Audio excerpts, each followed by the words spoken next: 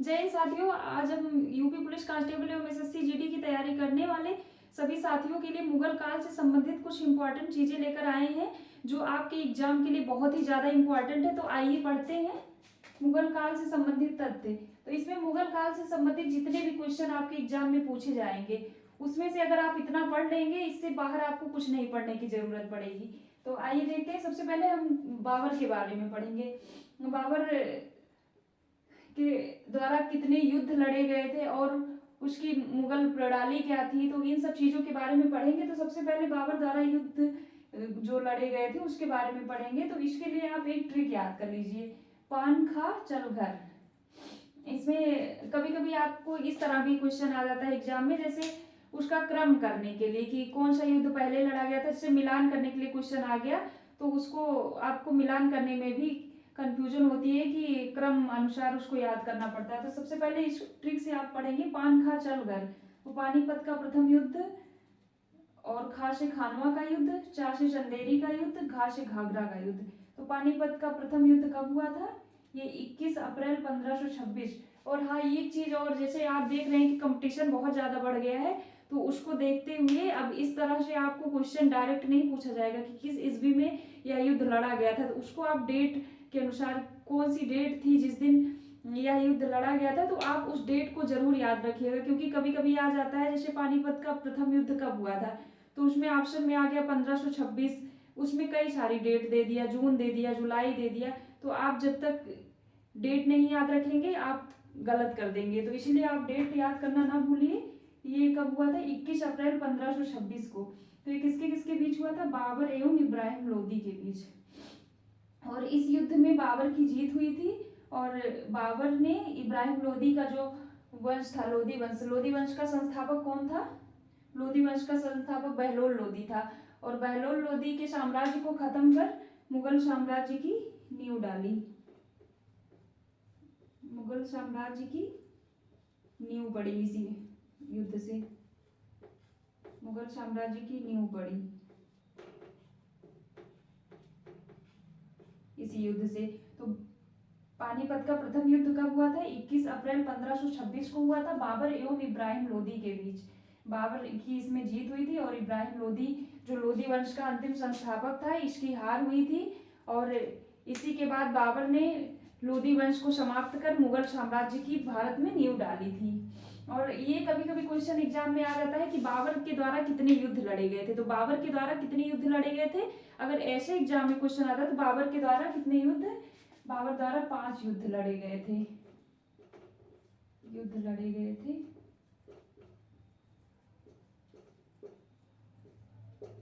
चार युद्ध ये हो गए, एक और था। तो ये बाबर की जीत हुई और इसके द्वारा मुगल साम्राज्य की भारत में नींव पड़ी। कभी कभी ऐसा आता है कि ये कहाँ से, तो ये जो बाबर है ये पंजाब से भारत में आए थे, पंजाब के रास्ते से। तो इसको भी आप याद कर लीजिएगा। तो सबसे पहले हो गया पानीपत का युद्ध 21 अप्रैल 1526, बाबर एवं इब्राहिम लोदी के बीच।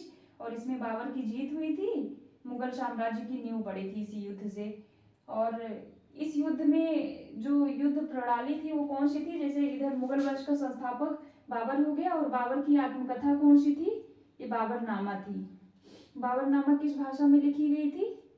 तो ये बाबरनामा जो है ये तुर्की भाषा में लिखी गई थी। और ये भी कभी कभी आ जाता है कि बाबरनामा की जो आत्मकथा है, बाबर की आत्मकथा बाबरनामा, इसको फारसी भाषा में किसने अनुवाद किया था? तो फारसी भाषा में किसने अनुवाद किया था? इसको अब्दुल रहीम खान खाना ने किया था। तो ये भी आ जाता है कि बाबर की जो आत्मकथा है बाबरनामा वो किस भाषा में लिखी गई है। तो आप इसको, जितनी चीजें हम पढ़ा रहे हैं आप उसको बहुत अच्छे से याद कर लीजिएगा क्योंकि ये सारे क्वेश्चन आपके एग्जाम में आने वाले। तो बाबरनामा किस भाषा में लिखी गई थी? ये तुर्की भाषा। कभी कभी ये भी आ जाता है कि मुगलों की राजकीय भाषा क्या थी। तो अगर इस तरह से क्वेश्चन आ जाता है तो मुगलों की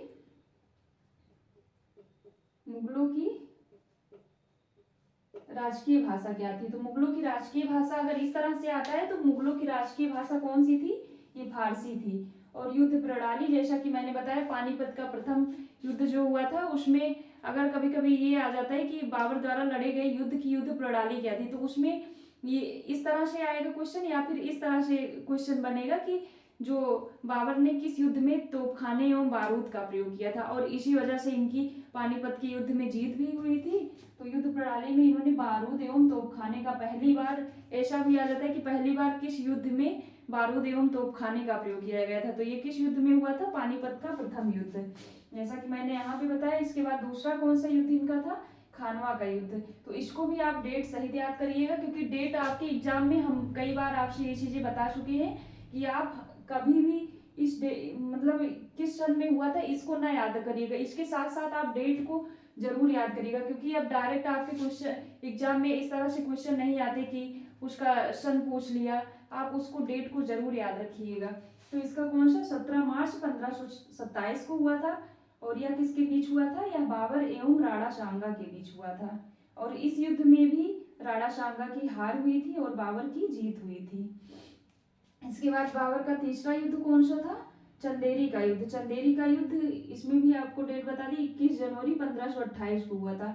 यह बाबर एवं मेदिनी राय के बीच हुई थी, और इस युद्ध में भी बाबर की जीत हुई थी और मेदिनी राय की इसमें हार हुई थी। इसके बाद घाघरा का युद्ध। घाघरा का युद्ध जो है ये 6 मई 1529 को हुआ था, और यह बाबर एवं अफगान शासक, इसका नेतृत्व कौन कर रहा था? यह अफगान शासकों में जो इसका नेतृत्व कर रहे थे वो महमूद लोदी था, और इसके बीच हुई थी। इस युद्ध में भी बाबर की जीत हुई थी और अफगान शासकों की हार हुई थी। तो इतना चीजें आप याद रख लीजिएगा। और 1530 में बाबर की मृत्यु हो गई थी। बाबर की मृत्यु हो गई थी। और कभी कभी ऐसा भी पूछ लिया जाता है कि बाबर द्वारा जो लड़ा गया अंतिम युद्ध कौन सा था, तो वो कौन सा युद्ध था? ये घाघरा का युद्ध हुआ। ये कौन सा युद्ध था? बाबर द्वारा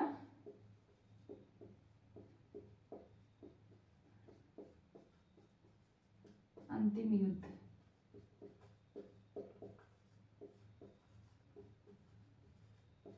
एक तो ये आ जाएगा, और दूसरा आ जाता है कि वह कौन सा युद्ध था जो मतलब कौन सा वह निर्णायक युद्ध था जो जल एवं थल दोनों पे लड़ा गया था, तो वो कौन सा युद्ध था? ये घाघरा का युद्ध जो है ये जल एवं थल दोनों पर लड़ा गया था। दोनों पर होने वाला प्रथम निर्णायक युद्ध था। प्रथम निर्णायक युद्ध था।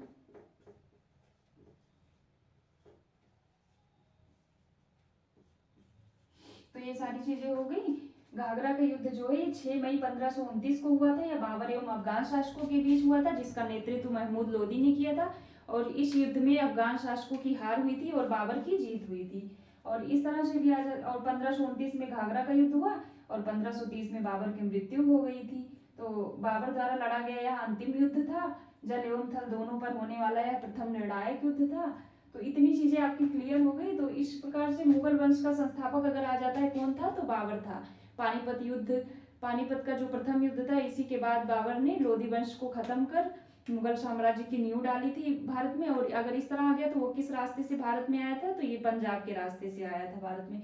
और तो खाने एवं बारूद का प्रयोग किस युद्ध में हुआ था, तो यह किस युद्ध में हुआ था? पानीपत के प्रथम युद्ध में बाबर द्वारा किया गया था। और आत्मकथा कौन सी थी बाबर की, तो बाबर की आत्मकथा जो है ये बाबरनामा थी, और यह तुर्की भाषा में लिखी गई थी, और इसका फारसी में अनुवाद किसने किया था? ये अब्दुल रहीम खान खाना ने किया था।